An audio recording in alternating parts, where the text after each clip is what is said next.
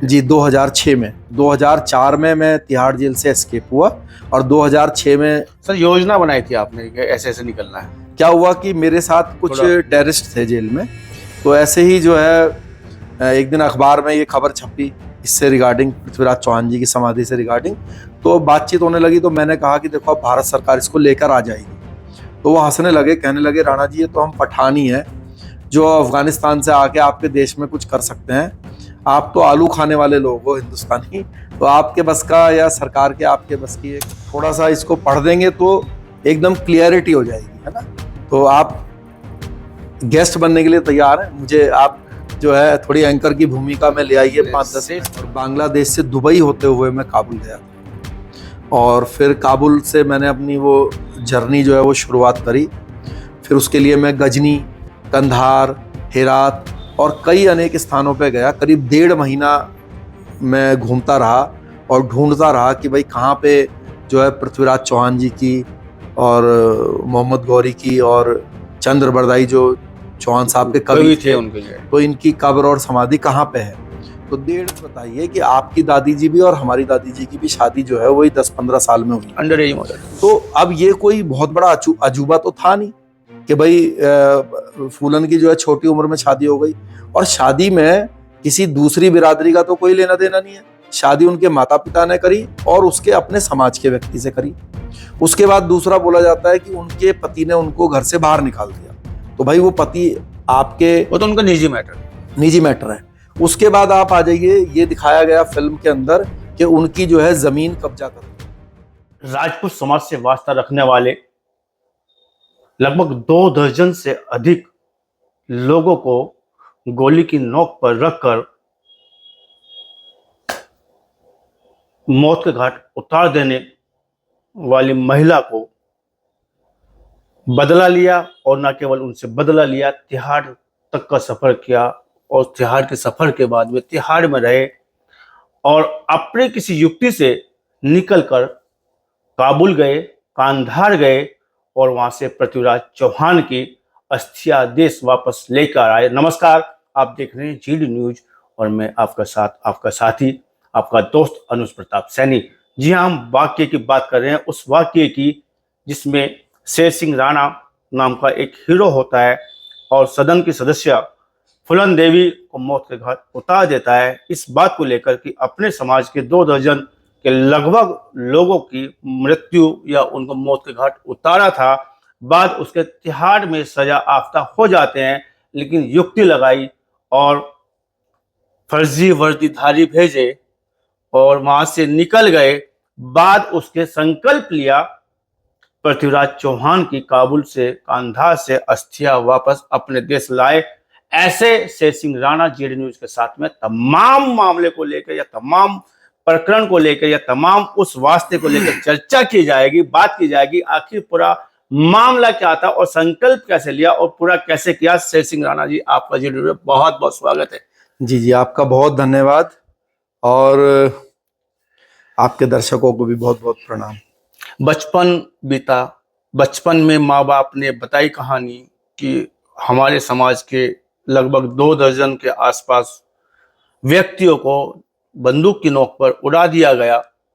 संकल्प बचपन में ले लिया था या जवान होने के बाद लिया था? देखिए, आपने जो इंट्रोडक्शन दिया जो फूलन देवी से रिगार्डिंग या भेमई हत्याकांड जिसको बोलते हैं, तो उसमें थोड़ा सुधार की जरूरत है। आपने कहा कि भाई ठाकुरों को लाइन में लगा के फूलन ने मार दिया, तो मैं इसमें थोड़ा सा करेक्शन ये करूंगा कि जो मरने वाले हैं फूलन के द्वारा, जो लोग उसमें मारे गए हैं भेमई कांड में, उसमें मरने वालों में सिर्फ ठाकुर नहीं थे। मरने वालों में एक दलित समाज का भी भाई था, एक पिछड़े समाज का भी था और एक मुस्लिम भी था। मैं बाकायदा उनके नाम बता देता हूँ। एक था राम अवतार कठेरिया जो कि एससी समाज का था और वो जो है धानक समाज से वास्ता रखता था। दूसरे का नाम है तुलसी राम मौर्य जो कि काछी समाज का था, जिसको हमारे पश्चिमी उत्तर प्रदेश में सैनी बोलते हैं। और तीसरा जो है वो नजीर खान था। तो ऐसा नहीं है कि फूलन ने भेमई कांड में सिर्फ ठाकुरों की हत्या की हो, उसमें दलित, पिछड़े, मुस्लिम, ठाकुर सब लोग थे। संकल्प तो शेर सिंह राणा ले लिया था ना। नहीं, दूसरी बात, ये जो मरने वाले लोग हैं इनमें ना ही कोई डाकू था और ना ही फूलन देवी से कोई इनका संबंध था कि भाई उन्होंने कोई फूलन के ऊपर कोई अत्याचार किया हो या किसी प्रकार की कोई समस्या क्रिएट की हो। तो इनका उसके लाइफ से कोई भी मतलब वास्ता नहीं था। इनकी जो हत्या है वो केवल और केवल अपने गैंग का वर्चस्व दिखाने के लिए, उसको कायम करने के लिए इन बेगुनाह लोगों की हत्या की गई। और ये मेरे पास जो है फाइल है, मैं चाहूंगा कि अभी आप एंकर हैं और मैं आपका गेस्ट हूं, मैं आपसे ये चाहूंगा कि 10 मिनट के लिए मैं एंकर बन जाता हूं, आप गेस्ट बन जाइए, जिससे कि जो है जो सत्य है वो लोगों के सामने आ जाए। तो मैं आपको, ये कुछ कागज है मेरे पास और मैं इसको चाहूंगा कि आप एक बार जो दर्शक हैं उनको थोड़ा थोड़ा सा जो मैंने ये हाईलाइट किया हुआ है तो थोड़ा सा इसको पढ़ देंगे तो एकदम क्लियरिटी हो जाएगी, है ना। तो आप गेस्ट बनने के लिए तैयार हैं? मुझे आप जो है थोड़ी एंकर की भूमिका में ले आइए 5-10 शेर मिनट सिंह के जी, लिए। अगर किसी बात को हमारे दर्शक तक आप ले जाना चाहते हैं जी। और उसके लिए ऐसी आपको सुविधा लगती है तो बिल्कुल आप जी। अपनी बात रखिएगा। तो मैं चाहता हूं कि ये पेपर्स हैं, ये एक बार थोड़ा सा जो हाईलाइट है ये किसको प्रेषित है और किसको किसने ये लिखी है, एक बार इसको आप थोड़ा दर्शकों को जोर से पढ़ के बता दीजिए। इसमें आपने लिखा है कि सेवा में श्रीमान अध्यक्ष अल्पसंख्यक आयोग उत्तर प्रदेश लखनऊ, विषय 14 फरवरी 1981, जनपद कानपुर देहात के बैरमई गांव में डाकू फूलन देवी और उसके गिरोह द्वारा किए गए सामूहिक नरसंहार के बारे में ये क्या सर, निर्दोष अल्पसंख्यक रहमान है ना, समाज के अल्पसंख्यक समाज के नजीर खां उर्फ नजरुल हसन और पीड़ित परिवार को सामाजिक एवं न्याय उचित सरकारी सहायता देने के संबंध में। और ये लिखने वाला कौन है? वसीम अहमद। वसीम अहमद। ये जो वसीम अहमद है, ये भेमई कांड में जो नजीर खान जो मरे हैं उनका सुपुत्र है। तो उसने अल्पसंख्यक आयोग में ये एप्लीकेशन दी कि भाई भेमई कांड, मतलब मैं भी कहना चाह रहा कि एक अल्पसंख्यक समाज से भी जुड़ा हुआ उस मौके पे था। हाँ। और ये दूसरी एप्लीकेशन किसको दी है? दूसरी एप्लीकेशन जो है सर, ये मैं सेम वो चीजें होंगी सर। हाँ, नहीं, एक बार फिर भी बता दीजिए। श्रीमान अध्यक्ष पिछड़ा वर्ग आयोग उत्तर प्रदेश। हाँ, बस अब ये जी। और ये जो है सरनेम पुत्र स्वर्गीय धनीराम। हाँ, तो ये पिछड़ा आयोग को दिया है जी। और ये वाली किस आयोग में दी है? श्रीमान अध्यक्ष निर्देशक राष्ट्रीय अनुसूचित जाति जनजाति आयोग उत्तर प्रदेश लखनऊ उत्तर प्रदेश। हाँ। तो अब जो आपने जो कहा जी कि भाई, हाँ, इसमें जो टोटल ठाकुर समाज नहीं थे। हाँ, और वहाँ पे तो और अब समाज के लोग भी थे। हाँ, मेरा कहने का, पूछने का ये मतलब है कि भाई आपने जो कहा कि भाई ठाकुर थे, तो अब ठाकुर तो ना अल्पसंख्यक आयोग में एप्लीकेशन दे सकता, ना पिछड़ा आयोग में दे सकता और ना SC/ST आयोग में दे चलते हैं, इससे थोड़ा आगे चलते हैं। नहीं, और फिर बस एक कागज और पढ़ दीजिए। तो ये बात तो अब एकदम मुझे लगता है कि बिल्कुल क्लियर हो गई कि उसमें टोटल राजपूत नहीं थे। हाँ, नहीं थे, उसमें सभी लोग थे मरने वाले। अब एक चीज और ये आप पढ़ दीजिए ना, जो हाईलाइट इसमें लिया है, जो उन्होंने अंडरलाइन किया हुआ, 3 बाह्य लोग थे जो उस समय गांव में राजमिस्त्री का कार्य कर रहे थे, जिसमें एक मुसलमान, एक काशी मतलब ये कुशवाहा समाज से, शायद आप कुशवाहा, मौर्य, जी सैनी, जी ये काची जी। एक धानुक समाज से था, मान सिंह यादव भी इसमें था। ये मारने वालों में था। अच्छा, मारने वालों में मान सिंह यादव इस समय समाजवादी पार्टी का नेता था ये, और इसके पास उस समय लूटपाट करके अकुश संपत्ति इसने बनाई हुई थी। तो ये जो मैंने आपसे ये कागज दिखाया है, ये जो है सर्टिफाइड कॉपी है भेमई कांड के जो जजमेंट है उसकी। जी। कोई भी व्यक्ति, ये आपको मैं दे भी दूंगा जी। तो ये इसकी FIR नंबर है। कोई भी देश में 500 रुपए खर्च करके इसको, बल्कि ऑनलाइन भी फोटोकॉपी ले सकते हैं। हाँ, कोई भी सर्टिफाइड कॉपी ले सकता है। जो आपने पढ़ी है तो बिल्कुल क्लियर है जी। कि मरने वालों में एक सैनी समाज का भाई, जी। एक धानुक समाज का भाई और एक मुस्लिम मुसलमान समाज। जी। और ठाकुर, जी। ये सब लोग मरे हैं, जी। सब बेगुनाह थे जी। और इनका फूलन के जीवन से कोई लेना देना नहीं था। ये बात बिल्कुल क्लियर है। अब मतलब वर्चस्व की लड़ाई थी, गिरोह के वर्चस्व की लड़ाई थी। जो आगे बढ़ेगा, जो लड़ाई लड़ेगा, जो जीत जाएगा, उसका वर्चस्व रहेगा। देखिए, हम फूलन के जीवन को क्या बोलते हैं, मतलब उनके साथ जो हम बताते हैं, मतलब आप भी क्या सोचते होंगे। चलिए मैं ही आपसे पूछता हूं कि भाई आप फूलन को अपनी आइडल मानते हैं। बैंडेड क्वीन कहां तक सही थी? हाँ, मैं वही कह रहा हूं। तो आप बैंडिट क्वीन को देखकर उनको आइडल मानते हैं, किस लिए मानते हैं? कि ये बोला जाता है बैंडिट क्वीन में, फिल्म महिला में, सम्मान की रक्षा की है, हाँ, उन्होंने अस्मिता की रक्षा हाँ, की है। तो उसके उनके लिए जीवन से 3-4 पहलू जोड़ा उस फिल्म ने। क्या जोड़ा? कि उनकी छोटी उम्र में शादी हो गई, यही जोड़ा ना, कि उनकी छोटी उम्र में शादी हो गई। तो लेकिन आप मुझे ये बताइए, वो शादी किसने की? उनके माता पिता ने की। और अगर मैं आपसे पूछूं कि आप ये बताइए कि आपकी जो दादी जी थी, जो आपकी परदादी जी थी, उनकी किस उम्र में शादी हुई थी?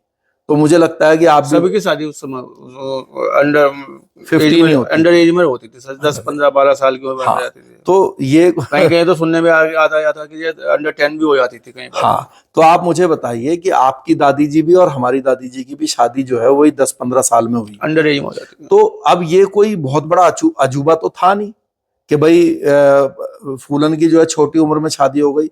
और शादी में किसी दूसरी बिरादरी का तो कोई लेना देना नहीं है। शादी उनके माता पिता ने करी और उसके अपने समाज के व्यक्ति से करी।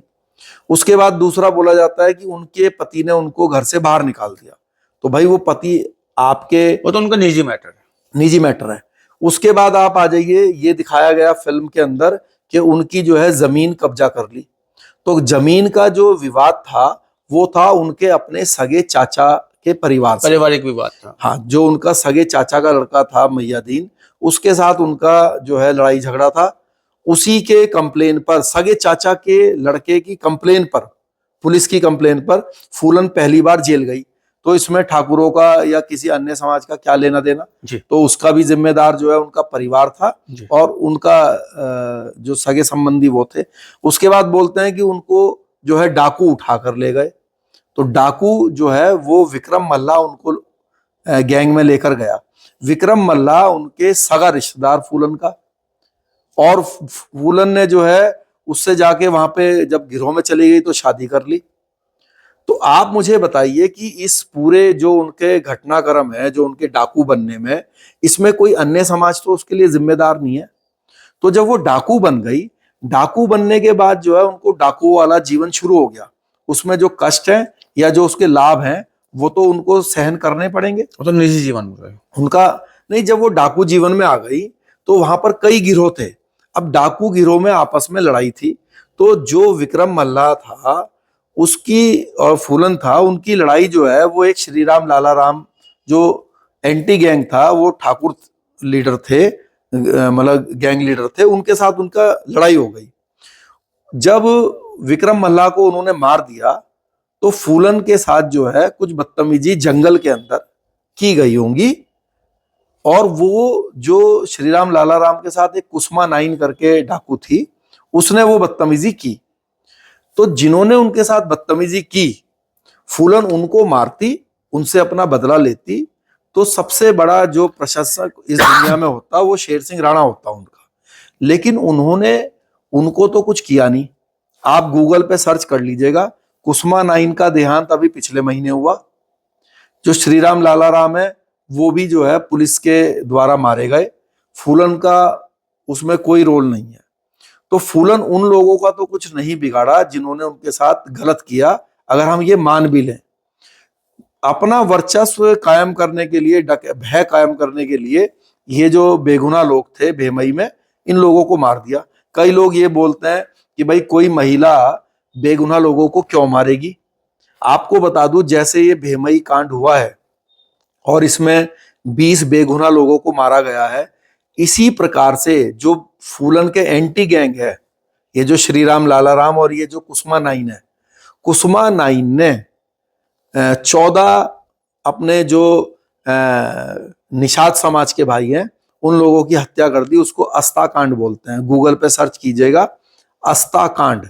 अस्ता कांड कुसुमा नाइन ने किया, जिसमें 14 बेगुनाह निषाद समाज के लोगों को मार दिया।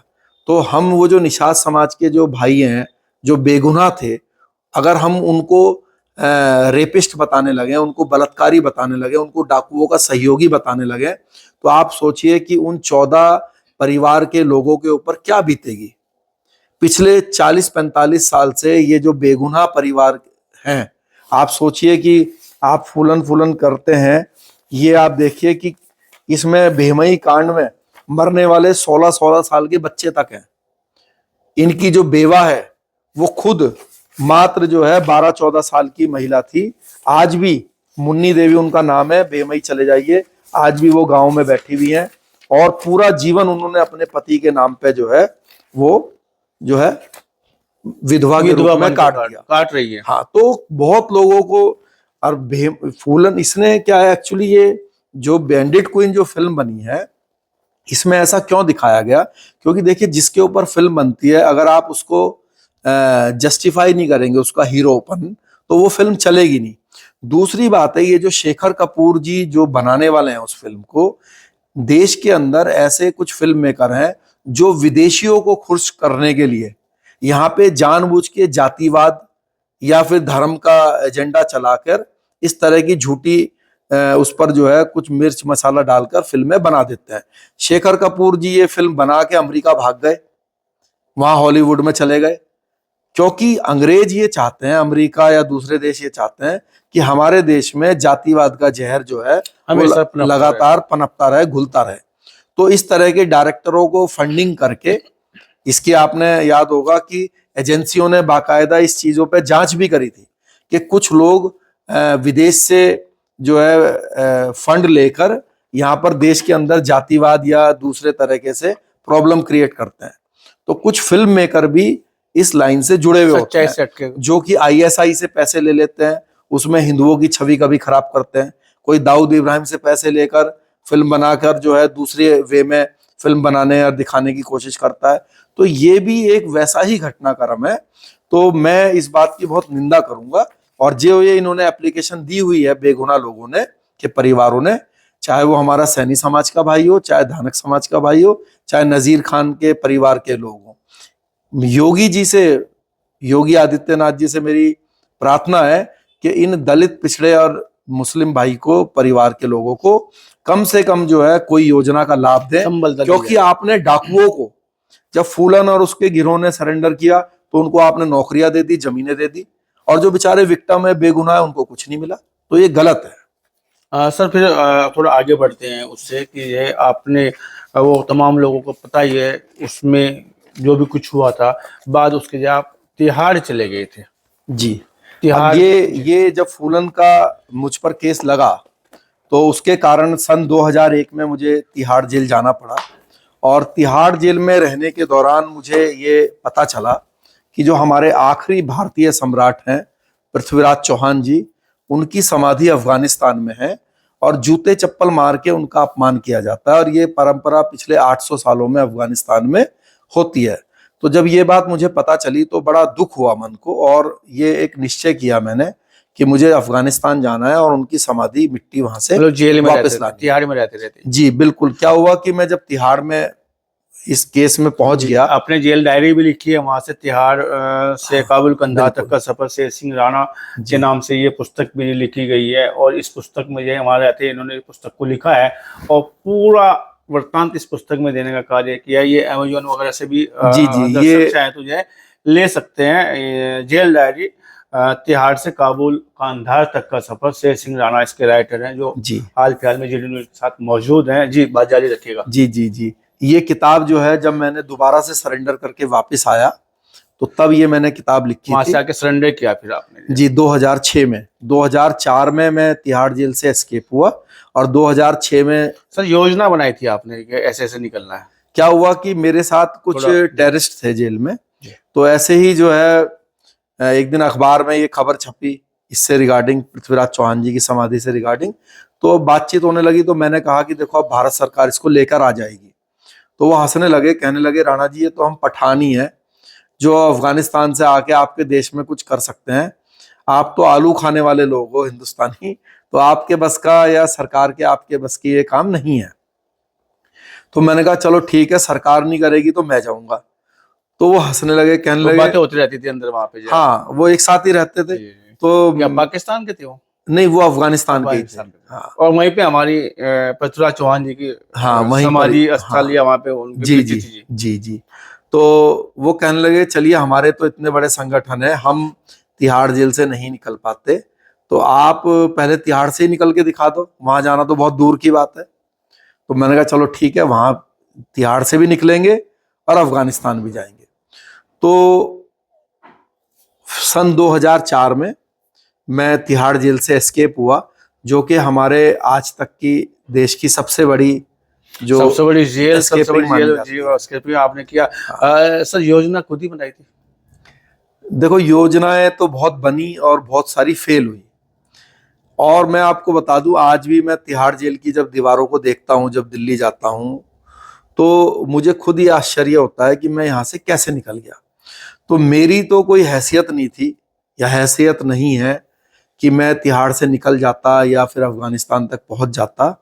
मुझे ये पूरा विश्वास है कि ये ईश्वरीय इच्छा थी कि मैं तिहाड़ से निकलूं और भय नहीं लगे अफगानिस्तान तक आपको? जाऊं। सरकार का भय, जी। प्रशासन का भय, जेल प्रशासन का भय, आपको नहीं लगा कि जब आप गोली की नोक पे, मौत आपके आसपास इर्द गिर्द घूम रही है, जब आप पूरा ये इस घटना को अंजाम दे रहे थे, बाहर निकलने वाले उसको, क्योंकि उससे पहले भी आप ये बहुत नजदीक से जाके आप ये जी, देखिए, वो जो भय था, उस भय से ज्यादा इस बात की जिज्ञासा थी या इच्छा थी कि जो हमारे महान पूर्वज हैं उनका अपमान किसी तरीके से खत्म किया जाए।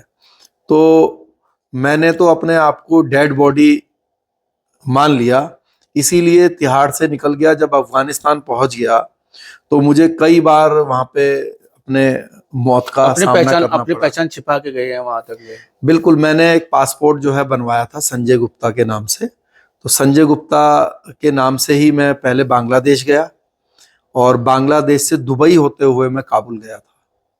और फिर काबुल से मैंने अपनी वो जर्नी जो है वो शुरुआत करी। फिर उसके लिए मैं गजनी, कंधार, हेरात और कई अनेक स्थानों पे गया। करीब 1.5 महीना मैं घूमता रहा और ढूंढता रहा कि भाई कहाँ पे जो है पृथ्वीराज चौहान जी की और मोहम्मद गौरी की और चंद्र बरदाई जो चौहान साहब के कवि थे, उनके ये। तो इनकी कब्र और समाधि कहाँ पे है। तो 1.5 महीने के प्रयास के बाद मुझे पता चला कि गजनी के पास एक स्थान है देयक, वहां पे ये समाधि मौजूद है। और फिर मैं वहां पे पहुंचा। पहुंचने के बाद जो है मतलब कई प्लानिंग बनाई कि भाई इसको अब जब तसल्ली हो गई कि यही वो स्थान है, उसकी वीडियोग्राफी भी करी। आप अपने दर्शक आपके जो है यूट्यूब पर Sher Singh Rana Afghanistan video clear voice के साथ, अगर आप लिखेंगे क्लियर वॉइस तो वो क्लियर वॉइस वाला आएगा, क्योंकि कई लोगों ने डाला हुआ है, तो वो आप देख सकते हैं। उसमें मैंने पूरा वीडियोग्राफी की हुई है उस स्थान की। तो फिर उसके लिए ये प्लानिंग बनाई कि भाई इसको अब कैसे खोद के लाया जाए। तो वो कई बार जो है फेल हो गई, पकड़ भी लिया। संरक्षण तो रहा होगा वहां सरकार का उस कबर को या उस समाधि स्थल को। देखिए, तो वो एंट्री करना, उसको खुदाई करना, देखिए, सरकार का तो कोई संरक्षण नहीं था, लेकिन जो वहां पर लावारिस हालत में थी वहां पे। नहीं, लावारिस हालत में नहीं थी, वो एक गांव के अंदर थी। तो वो जो गांव के लोग थे और जो आसपास के लोग थे वही उसके संरक्षण करता थे। तो सरकार तो वैसे भी वहां पर कोई बहुत ज्यादा ताकत में नहीं थी। हाँ, क्योंकि जो ग्रामीण एरिया है वहां पर तो सरकार का कुछ था नहीं।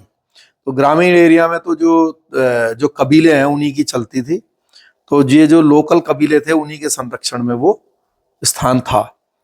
तो पहले तो बड़ी मुश्किल से उन्होंने इजाजत दी कि भाई चलो आप ये इसकी वीडियो बना लो।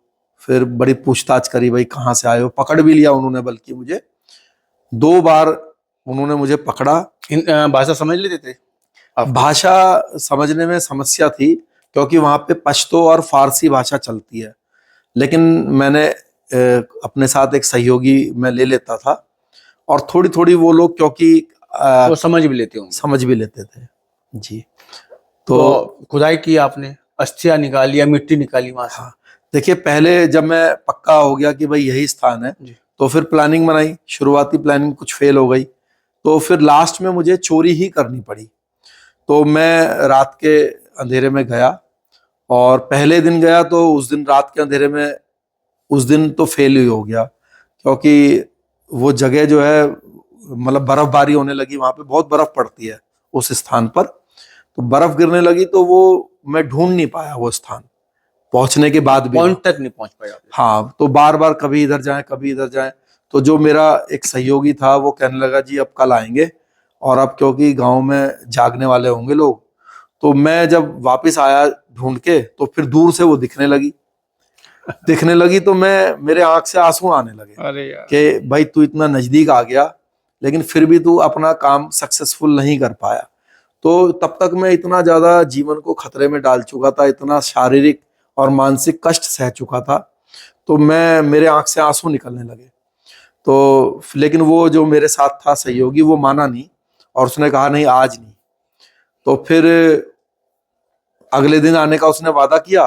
तो जब मैं अगले दिन उसके पास गया, तो वो कहने लगा कि भाई मैं तो आपके साथ नहीं जाऊंगा। मैंने कहा क्यों? कहने लगा कि जिस जगह गए थे, अगर मुझे पता होता वहां जाना है, तो अगर तुम मुझे 1 करोड़ रुपए भी देते, मैं तब भी ना जाता। तो मैंने कहा क्यों? वो कहने लगा, वो तो अगर पकड़ लेंगे तो वहीं मार के वो निपटा ही देंगे वहां। वहीं दफना देंगे। भाई आप इसको ऐसे इमेजिन कर लीजिए कि हमारे देश में तो कानून व्यवस्था पूरी है। मान लीजिए आपके सहारनपुर जिले में रात को 12 बजे कोई व्यक्ति किसी गांव के मंदिर में ताला तोड़ के और मूर्तियों के साथ छेड़छाड़ कर रहा हो, तो जब तक मान लीजिए पुलिस आएगी, तब तक तो गांव वाले, मुझे लगता है कि उसकी मार मार के जो हत्या कर देंगे। तो यहाँ पे जहाँ पे लोगों को उम्मीद है कि 10-15 मिनट में पुलिस आ जाएगी, और जहाँ पे पुलिस का कोई लेना देना नहीं है, तो अगर वो पकड़ लें तो बस फिर वहीं अफगानिस्तान में ही ऑन स्पॉट अपनी फैसला हो भी, जाएगा। हाँ, वो तो फिर वहीं पर ही कब्र बननी थी अपनी भी। और कबीले वाले कब्र बना देंगे, हाँ क्योंकि आती है उनको बनानी। हाँ उनको, हाँ, तो जो है, लेकिन हमें भी खोदनी आती है, ऐसी नहीं है। हाँ, उनको बनानी आती है, तो हमें भी खोदनी सवाल आती उठता है कि जैसे सहयोग मिला था किसी का, या फंडिंग मिली थी शेर सिंह राणा को काबुल तक जाने के लिए, कांधार तक जाने के लिए, या इस पूरी प्लानिंग को जो है सक्सेस बनाने के लिए? देखिए, इसमें सबसे बड़ी सहयोगी तो मेरी पूजनीय माता जी थी।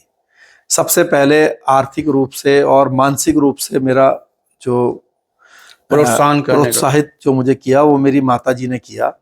क्योंकि जब मैं तिहाड़ से एस्केप हुआ, तो सबसे पहले मेरी बात मेरी माता जी से हुई। तो वो बहुत घबरा गई शुरू में, जब मैंने उनको बताया कि मैं तिहाड़ से भाग गया हूँ। तो वो कहने लगे कि सुर्खियां बनी थी आपके नाम पे, हीरो तिहाड़ से निकलने वाले बस, तो वो चिंतित हो गई, भाई भागने की क्या जरूरत थी। तो मैंने कहा कि मैं अफगानिस्तान जाना चाहता हूँ, और अपने जो पूर्वज हैं पृथ्वीराज चौहान जी, उनकी समाधि वापस लाना मेरा उद्देश्य है। तो खैर वो इस बात के लिए मानी। बल्कि मेरा इसी दौरान, जब मैं एस्केप हो गया और अफगानिस्तान में था, तो इसी दौरान मेरे पिताजी का भी देहांत हो गया। तो पिताजी का देहांत हो गया, देखिए कितनी बड़ी मतलब ये बात हुई कि हम 3 भाई हैं, तो तीनों में से साया उठ गया, आप हाँ, लगन में लगे हुए हैं, अपने टारगेट को पूरा करने में लगे हुए हैं। मतलब तीनों भाइयों में से कोई अपने पिता को जो है वो मुखाग्नि देने के लिए नहीं था। नहीं दे पाया, अंतिम संस्कार नहीं कर पाया। क्योंकि मेरे जो दोनों भाई थे, विक्रम सिंह और विजय सिंह, वो भी इसी केस में जो है वो जेल में थे। तो हम लोग जो है अपने पिता का अंतिम संस्कार नहीं कर पाए। मैंने जब कॉल किया माता जी को बाहर से, तो मेरी माता जी ने कहा कि भाई प्रभु श्री राम भी दशरथ जी का अंतिम संस्कार नहीं कर पाए थे, और तुम जिस उद्देश्य के लिए गए हो, अब उसको पूरा करके ही आना। तो देखो, अगर वो मेरा हौसला तोड़ देती, तो हो सकता है कि मैं अफगानिस्तान से बीच में वापस आ जाता, या अपने काम से डगमगा जाता। तो मेरी माताजी का, परिवार का बहुत बड़ा इसमें सहयोग रहा।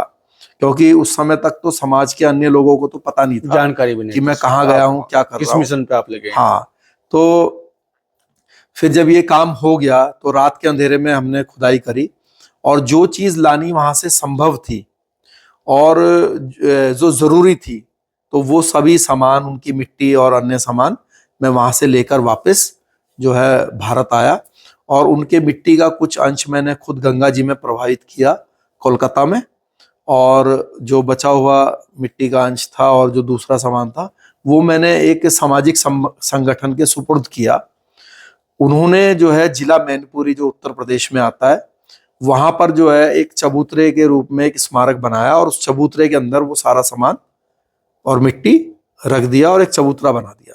सम्मान दिया है अपने पूर्वजों को आपने ये सारा कृत्य करके, क्योंकि पृथ्वीराज चौहान जी है बहुत बड़ा, बहुत आदर्श और बड़े हमारे पूर्वज रहे हैं, तमाम जी। लड़ाइयाँ लड़ी है उन्होंने। जी तो ऐसा करने के लिए आपने जो सुकून मिलता है एक पिता का जैसा हम करते हैं शांति के लिए, आपने पृथ्वीराज चौहान जी के लिए किया है, जो हमारे सबके आदर्श हैं, जी हम सबके देवता हैं। तो कहीं ना कहीं इस चीज से जो है सुकून तो मिला होगा आपको भी। बिल्कुल बिल्कुल सुकून मिला। और देखिए मैं बड़ा सौभाग्यशाली हूँ कि ईश्वर ने मुझे ये मौका दिया, तो ये मेरा सौभाग्य है जी। तो थे हमारे साथ में जो है शेर सिंह राणा जी, जिन्होंने तिहाड़ से काबुल तक का न केवल सफर किया, अस्थियां वापस लाए, गंगा में प्रवाहित की हिंदू परंपरा के अनुसार, और सम्मानजनक तरीके से पृथ्वीराज चौहान जी को चबूतरा निर्माण कराकर उनको सम्मान दिया, और गर्व जो उनको मिलना चाहिए था, जो स्वाभिमान हमें और उनको मिलना चाहिए था, उसके लिए आप कारक बने, बात की, चर्चा की, तमाम वृत्तांत आपने सुनाया। इसके लिए आपको बहुत बहुत धन्यवाद, बहुत बहुत शुक्रिया।